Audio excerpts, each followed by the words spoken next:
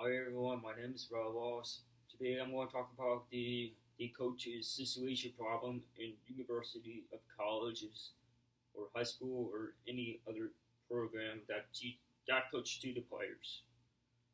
So the coaches are like the other profession. There are good and bad ones of the coaching career, and the some coaches love to coach their career, and the coach is making a lot of good leadership, makes a lot of money to help the players, his team, to make a winning of the football or baseball, soccer, any other sports. Sports are highly valued in society, and that's of the coaching making break there an athlete. Coaching hold a lot of the power over their athletes. When the bad coaches use unethical tactics to manipulate to order to keep their job, they should be held accountable. Investigation should be made with the university acting and okay to the athletes, not their salary employees. No one else can look over them. If the accusation are judged to be without merit, so be it. But serious inquiry must continue to be made. And one of the great example about the coach Bear Bryant, he was a head coach of Texas A&M right after the transfer from University of Alabama, and he is coaching to his players from Texas A&M players at the junkyard. Junction yard. It was a that yard is very small, no grass, it's only dirt, and Coach Bear Bryant never give the players with some water, no break, no cold stuff or whatever. She keep let his players continue to practice, never give up, never stop, and it's very hard to keep the players. And there was one football player from Texas A&M. He was overheated, and one player and staff trainer they took him to the hospital. He was overheated. I remember the doctor put the bags of ice, more than 50 bags of ice, to cover his body, to keep the body could cool off. That's miracle. He's alive, and the coaches deserve to get trouble. And the doctor told the coach to stop being coached to the players too hard, get some water or whatever. It's the hardest to work out with him. And there's a ED basketball coach, Bob Knight. He was going to guard Neil Reed regular in 1997, and of him Mike Rice pushing, throwing balls, and his kicking his Rutgers basketball players between Provine. Those is invented in 2013. All of these coaches have been praised because they won, but when they went too far, they were caught. They caught by the VU, and the coach got in trouble. He got fired. He got never coaching again in a different team or a different university. It's totally wrong about coaching the players what the coach has done. And meanwhile, allegation of abuse of coaching now service frequently in non-revenue sport practically for their women. There's abuse may be occurring no more often than before, but it's simply coming to light because more players empowered by digital tools are standing up for themselves. And also, there's in May 2008, 2018, which is last year, and the Maryland head coach got fired by president of the Maryland because he Jordan Manier just passed away by overheated heat stroke because he's been on the field in the practice for 30 minutes and just it's the weather was 85 degrees in the evening, like around 5 p.m. And the coach told him never stop workout, no water or no wherever. He let his player keep going process without stopping past 30 minutes. No one ever done working out past 30 minutes without take a break. It's really hard to happen because all the players could get seizure, heat stroke, could have died in the heat. And well, Jordan, he's the one collapsing and died from heat stroke. He had a body temperature was over 160 degrees in his body, and he's only 19 years old. That is, he's super young. He's still a kid from college, and he was a the redshirt defense player from linebacker from Maryland. Also, an independent medical report found several issues of treatment of McNair, including failure to assess his vital signs. You can't tell his body. He got failed. And the not having proper cooling device failure recognized very quickly to having heat illness. So they had no equipment for a cooling system. So that's why he passed away without any cool system or vital. And the trainer called 911 because the player got heat stroke. After 30 minutes out of the practice, he was having cramp, bending over on his waist, and Coach Duncan's mood was dramatically worsening, but Coach demanded him to continue to work out harder. That's totally wrong. He could have done fire or gone in jail or let the kid pass away in the heat. And doing a physical abuse is the really bad happen all in sports athlete players ever in the history or whatever. But there's a sexual abuse is finally being shared. One of the most talked about and totally hard to understand is Coach Jerry Sandusky. He was a assistant head coach of the Penn State University. He got arrested for a life sentence.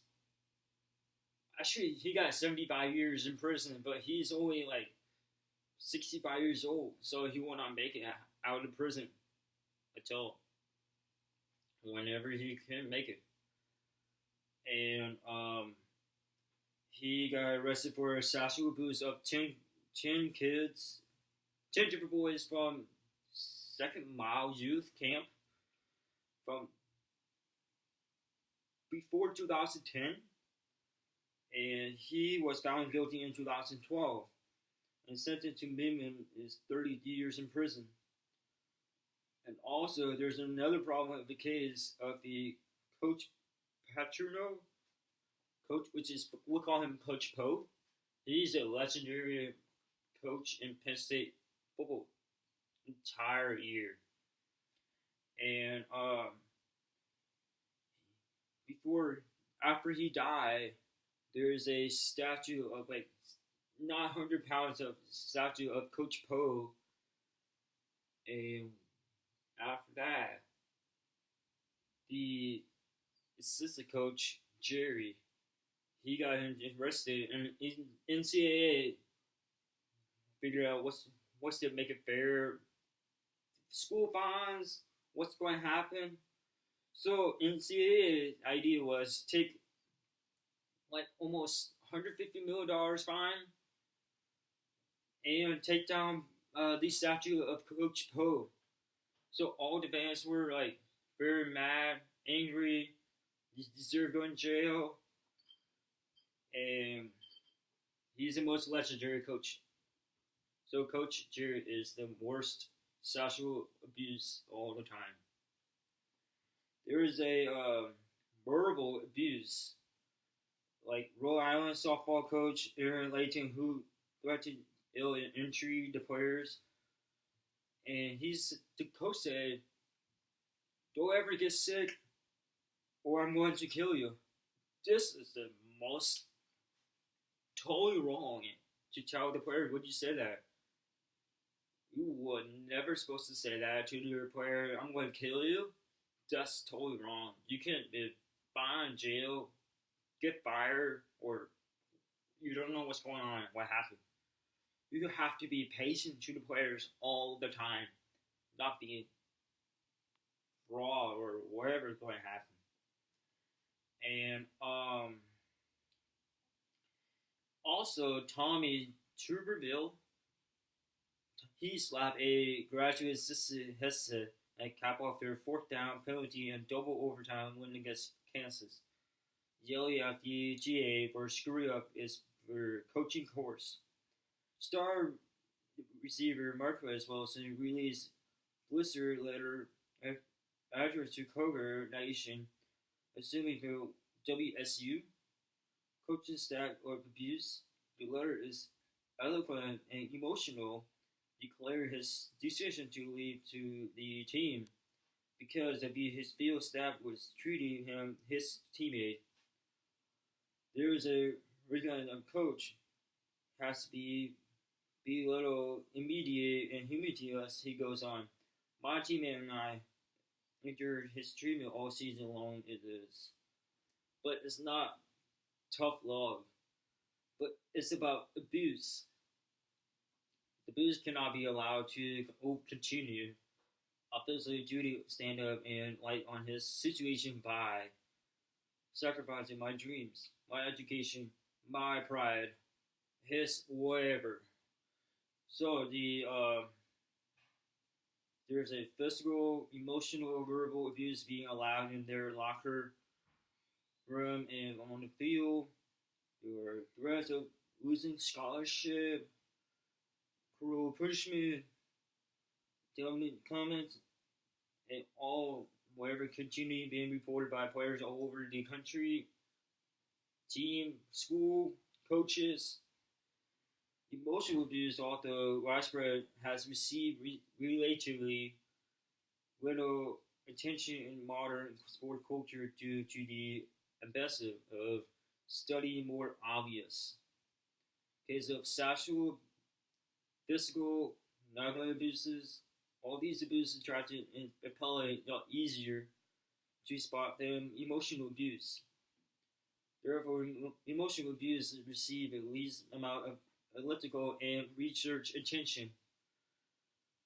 And despite the challenge of recognizing emotional abuse, awareness, and action regarding emotionally abusive behavior in sport and critical consideration of coaches, athletic department, or may adult involved in sport. There is a line coaching can cross worship or well paid as they are. There are the voluntary in their assembly limitless power. They cannot commit physical harm or harm it, wherever. The obligation of coaches or professional are neither documented or policed by any professional licensed organization of the abusing of coaching of his career. The power of coaches, athletic setting with control over access to skill, instruction time, renting, renewal of athlete financial aid, decision related paying time, all of that. You have to be good, or to be good with the player. You have to be successful in the coaching career. You will never have done to abuse any players in your life. You shouldn't have done, or you get fired. You could lose your money. You could go to jail. You never know what's going on. You don't want that. You have to be succeeding to your players all the time. And there must be accountability for coaches. They are training and teaching future athletes. But most importantly, they are giving them life skills. Abuse of power is when it makes more money or just feel important not to receive. Reason to abuse to your players. This is all I have to say. When you're a coaching career in your life, You should have no, don't do coaching dues, emotional, physical, all of that. You don't want that. You want to make it succeed, to make it next level, to make it focusing on wins. The earlier the softball coach, if you get sick, I'm going to kill you. You shouldn't have to son. You don't have to say that. You get in trouble for that. I'm Riley Walsh. Thank you for taking time.